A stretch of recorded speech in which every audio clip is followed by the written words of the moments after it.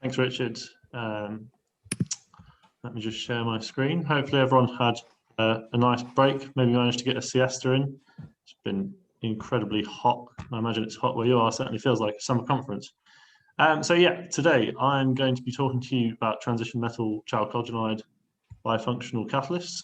This is for the chemical recycling of plastic by hydrocracking. So I'll first tell you a little bit about the plastic problem as we see it. So a lot of plastic waste goes to landfill, around 31% at the moment. A lot is incinerated.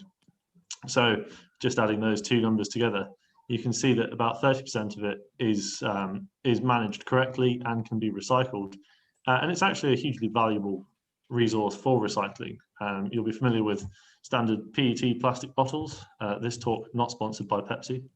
You'll be familiar with these going straight into recycling, and there's a very good circular economy for that. But the amount of mismanaged waste of polyolefins is huge. And hopefully you can see here that where we'd continue business as usual, we'd roughly quadruple the point at which we would like to be at in sort of 2050, 2060 in terms of mismanaged waste. Globally, this is we're talking hundreds of megatons. So this is a huge problem, but also something that can be thought of as a huge potential resource. When we talk about recycling, there's definitely a hierarchy here. And what I will be talking to you today is focusing on chemical recycling. This is a complementary technique to mechanical recycling, which is what you're maybe more familiar with for things like polyethylene terephthalate in PET bottles. Obviously, the ideal situation is that we have no waste at all, but we don't live in an ideal world. So where we can't prevent that, we might consider preparing materials for reuse. And if that's not an option, then recycling, energy recovery, and at the very bottom, of course, things like landfill and simply incineration. So you might wonder how we go about that. At the University of Manchester, we have a power reactor that's quite well set up for looking at these reactions. So we typically conduct these reactions in the 300 to 330 degree Celsius temperature range. Now this may sound like a lot to some people who work in much milder conditions. However, when you set this against pyrolysis of plastic waste, which typically occurs between 500 and 600 degrees, you can see actually that there's a huge energy benefit to using a catalyst. This is also very short reaction times. Reactions are typically complete within an hour and can be pretty much all said and done within 15 minutes. However, there is some influence on that of conversion selectivity, which we'll go into later. This is a hydrocracking reaction. Everything I'll be talking about today is hydrocracking.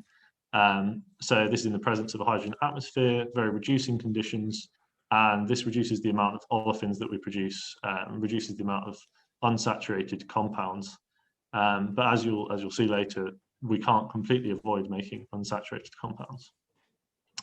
Working with fairly high levels of catalyst compared to maybe homogeneous reactions, it's quite a viscous melt. So as soon as you've got polyolefins and you're agitating them, it's quite difficult to actually get a heterogeneous catalyst to consistently move through that polymer melt and interact with it.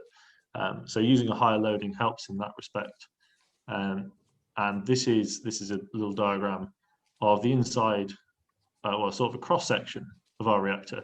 So you can see we've got this stir bar here, which is hopefully a little bit bold, and I'm outlining with my pointer. This is like an agitator that can better scrape the walls of the reactor. We also have a thermocouple inside and a thermocouple outside to make sure that we know what's happening. And we've got a number of ways of measuring the pressure and making sure that we're collecting products in the right places. So some early work, you'll notice the title of the talk was Transition Metal Chalcogenides, but I first want to talk about something we did with platinum catalysts and then explain the reasoning why we moved on to some of these more sustainable catalysts and cheaper catalysts. But we found that impregnating a zeolite with a metal like platinum gives very good selectivity and high conversion to naphtha and C3 to C6 hydrocarbons. So that's something we're sort of building on today in this study, and you'll see that this support zeolite beta was particularly effective in this, which is one of the reasons why we chose to look into it further with some different metals. So when we talk about bifunctional catalysts, in this instance, we're talking about an acidic support, a zeolite, for example, and then a metal that's loaded onto that, which can perform hydrogenation and dehydrogenation reactions. The acidic support is very good for stabilizing carbocations and allows us to, with those two functionalities, we can start to break down chains of polyolefins, which are otherwise very chemically resistant, which is why plastics are such a great material. But it doesn't degrade in the environment very well, so some human intervention is needed at both ends of the product cycle. And what are the outputs of this? So you can see that it doesn't vastly matter which zeolite we use, but you can start to slightly narrow the distribution if you do change the pore size.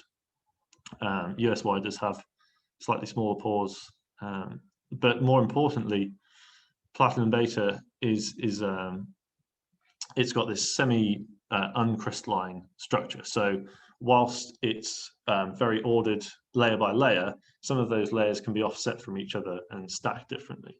So this gives it some a level of porosity in addition to the microporosity conferred by those zeolite channels. You can also see that modulating the temperature can slightly influence the product distribution. Generally, operating at a very high temperature will give us full conversion and a very similar selectivity profile to these lighter alkanes, whereas reducing the temperature might reduce the conversion consequently. Like I mentioned earlier at the start of the talk, we're using quite a high pressure of hydrogen, fairly short reaction times, and you can see that this is a significant benefit over a pyrolysis reaction, which would be conducted in an inert gas. We then moved on to tailoring the porosity of these. So I've touched upon the fact that beta doesn't have intrinsic mesoporosity of its own. So the idea was to try and take some Y zeolites and give them some hierarchical mesoporosity. And we found this to be quite successful as well. So again, this is mostly considering the support material. But if we start to think about this in terms of polymers, you want fairly large holes for the actual polymer molecule to enter, because this is a bulky macromolecule. So getting it into the pores of a zeolite isn't trivial, and you can imagine that kinetically speaking, only a very small amount of the molecule would be able to enter a pore at any one time, unless you can create much larger pores on the sort of range of a few nanometers rather than a few angstroms. So the pores of zeolites are a few angstroms, i.e. basically a few molecular bonds, whereas mesoporosity can be any sort of size a bit higher than that. So with no catalyst, we recover basically the original polymer. It's got a molecular weight of about 3 million. So this is a very high molecular weight polymer, and you can see that standard zeolites, these ones are untreated and have no mesoporosity. They can significantly reduce the level of the molecular weight, and as we start to add more and more mesoporosity, we can bring that further and further down and influence conversion. So there's a few ways of thinking about conversion. Most of what I'll present later in this talk is conversion in terms of solid to fluid, but for this study we were quite interested in looking at the number of carbon-carbon bonds that could be broken. So if you actually use the molecular weight to calculate this rather than just using the mass balance that you get from these reactions, you find that actually we can push these conversions to in excess of 90%, even if we're recovering a fairly large amount of solid polymer. So you can imagine that you can break a lot of carbon-carbon bonds but still have a lot of oligomers and short polymer chains. Whereas if you measure that and take it into account, you can get a better picture of what's going on here. And there's still some value in having low molecular weight polypropylene and polyolefins in general, and they can be used for waxes and lubricants and other chemical feedstocks. But what we're aiming for really here is to take something into that C4 to C6 range. It's a very good platform chemical. It avoids you having to do Fischer-Tropsch type catalysis from syngas. Obviously, that's if you've got these pre-made carbon-carbon chains, why would you get rid of those and go all the way back to carbon monoxide and then build them back up again? Is the reasoning behind this. And yeah, talking about sustainability, we come to the big sort of question that's always sort of been in the back of my mind as we've been doing this work with platinum. Sustainable catalytic process needs a sustainable catalyst. So for me, that puts a big question mark over the precious metals for a few reasons. Not only is it far less abundant in the Earth's crust, platinum's way down here in terms of abundancy versus most of our transition metals up here. It's far more expensive to use platinum, and it's simply not mined in as great or excess as some of the other transition metals. And you can imagine that a situation in which mineral scarcity starts to reduce the amount of catalysts that can actually be produced. And if we want to make this process commercially viable, we have to have a fairly cheap, fairly available catalyst. So that's some of the reasoning about this switch to trying to use some transition metals. But they do need a little bit of help. And most of the commercial hydrocracking and hydrotreating catalysts based on transition metals are sulfided. However, this generally involves the use of hydrogen sulfide or dimethyl sulfide at very high temperatures and potentially high pressures. So you would use wet impregnation to get your transition metal onto the surface of your support, and then you would sulfide it at high temperature in situ. Whereas what I'll be presenting today uses this single source precursor methodology. So you create a transition metal complex with ligands that already contain sulfur, so that when you reduce them on the surface, you create a sulfided nickel. And I'll be focusing on nickel today because it's what we've been working on, but this approach could extend to quite a lot of transition metals. These complexes are very well known for pretty much every transition metal in the periodic table. And this also offers a few opportunities for tailoring it further down the line. So you can have other sulfur-based ligands that can sometimes influence the product phase and the morphology. So to screen some catalysts with this single source precursor, we picked 4 aluminosilicates that we've either found to work before or that have a level of mesoporosity. So in the first instance, this is a silica alumina catalyst support. I've quoted some of the silica alumina ratios on the next slide, so I'll talk through those in a second. But that has no structured porosity in the way that a zeolite does. And then MCM41 is very structured. It's mesoporous and has channels all the way through it, but it's not particularly acidic, having no alumina content. We've tried trusty beta zeolite, which we've worked with quite a few times before, and another zeolite with large pores, an X-type zeolite. So we can see that the conversion differs massively across these, but this isn't the whole picture, because not only do we see different selectivity towards liquid and gas, as I'll show you in a minute, the selectivity within those fractions can vary quite a lot. So you can see in the case of this unstructured catalyst support, we've got a lot of propane, a lot of butane, but there's also fractions of methane and ethane that are less desirable and would be something that would have to then be upgraded back to a higher molecular weight. depending on obviously the process. So this might be desirable for certain processes, but we're aiming, like I say, for some slightly higher carbon numbers in this process. Beta proved to be the most promising in terms of conversion at this point, which is another reason why we wanted to take it through. But another important thing I wanted to talk about as well is the acidity of these catalysts. So you can see that the two zeolites contain a lot of acid sites, but it's split between types of acidity. So the profile here has two adsorption curves that basically represent the strength of an acid site. So how easily does carbon monoxide bind and then get removed from the support. And we find that, as I mentioned earlier, entirely silicaceous supports have very little acidity of either kind relative to zeolites and some other aluminosilicates. So we definitely want to be sticking with aluminosilicates, and we want to see a bit more selectivity coming from the zeolite itself.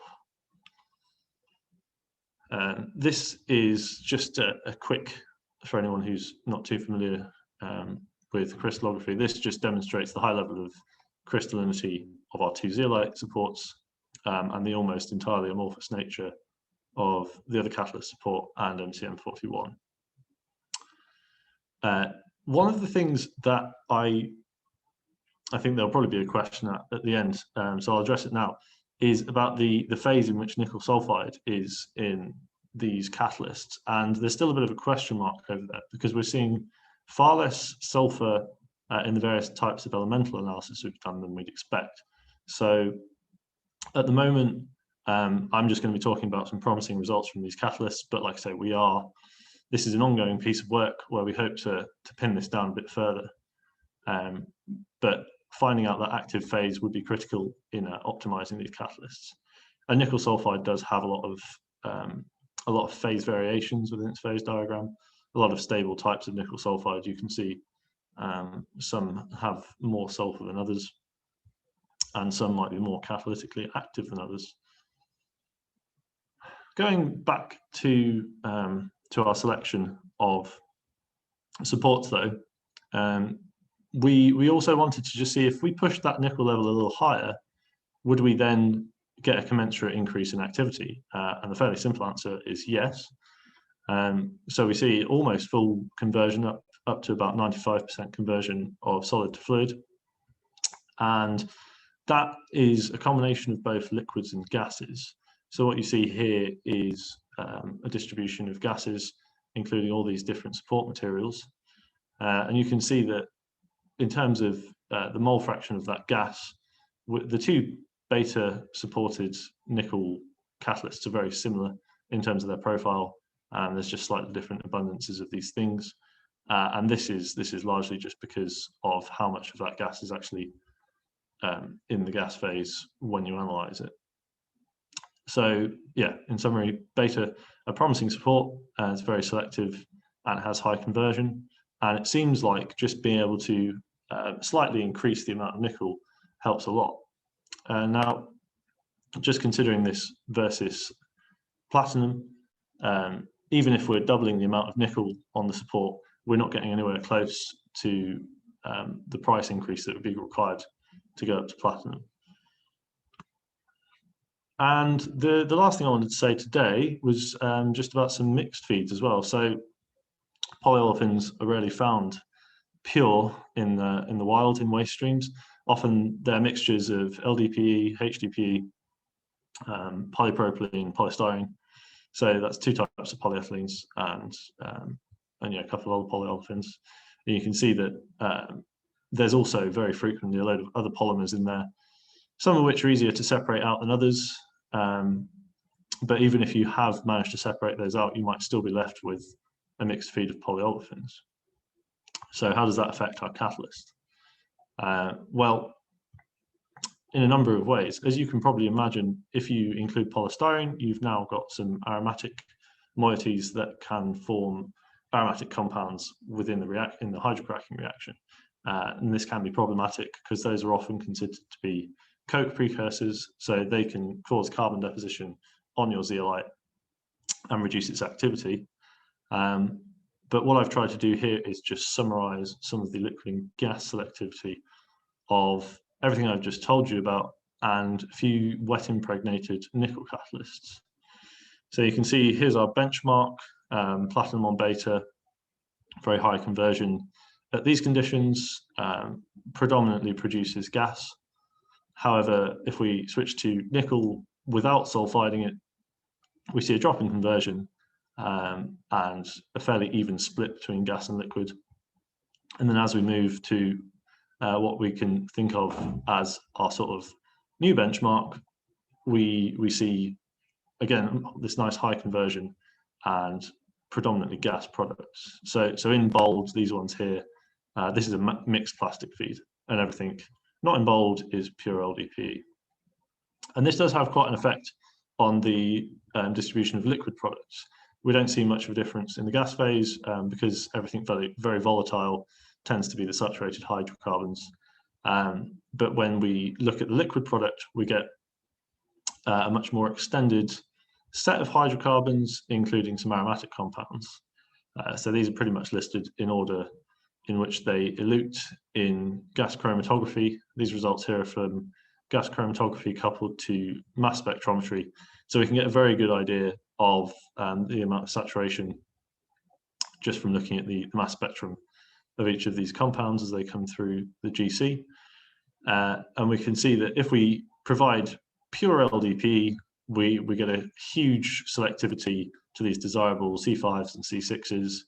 And this ties into our picture of the gas phase where we've got selectivity to C4 to C6. Whereas when we feed mixed plastic, we tend to see a lot more of these heavier hydrocarbons, some unsaturated hydrocarbons, and some very unsaturated hydrocarbons. So toluene and xylenes, and some substituted benzenes as well. And the picture gets even worse if we want to look at an unselective catalyst. So if you take a catalyst that doesn't have microporosity in the support and you feed it polymer, you tend to get a huge variety of products as a result. I think that's all I'll say about that. And I'll just tell you a few other things that we're hoping to move on to. So in the future, we'd like to start to consider heteroatom poisons a bit. And these can come in the form of sulfur, nitrogen, halides. We're hoping that some of our nickel catalysts might be a bit more resistant to these. We want to look a bit more into determining the active phase, which is probably going to require some fairly advanced techniques to actually get on top of. As always, optimizing the process conditions is quite important, and we want to start to understand some of the activity. So in this Catalysis Hub project, we are hoping to line up some in situ experiments, not only with XAS, but also with drifts to look at the fate of some of these plastics and some model compounds, and also some common contaminants. And we want to try and make sure that we're minimizing those coke precursors that I mentioned just now. Big thank you to Professor Arthur Garforth, Professor Chris Harlaker, Professor Matt Davidson, and Professor Xiaolei Fan. They've all been supervising this project within the Catalysis Hub. And special thanks also to Chris Parlett and Sarite Chanzai, and the two PhD students who've been working with us on this project, Abdurrahman and Isaac, who both fairly recently completed their PhDs. I want to also thank Catalysis Hub. Thank you for inviting me to speak today, and the EPSRC for funding this project through the Catalysis Hub. So I will take some questions, which I think I can see coming through. Yeah, well, thanks very much, Alex, for a really interesting talk, summarizing a very, very nice and important project. Yes, we have several questions already in the Q&A. The first one is from Konstantinos. Would you like to put your question, Konstantinos, or shall I read it out? I'll read it out, Richard. Yeah, it's okay, I can read it. Is there surface carbon on the nickel sulfide nanoparticles? Typically, yes, we do see some surface carbon. So what I've not included in this talk is sort of the post-mortem of some of these catalysts. you do generally see in TGA that coke can be removed fairly easily under either purely nitrogen conditions or with a little bit of air. So this catalyst does need to be regenerated after a few cycles.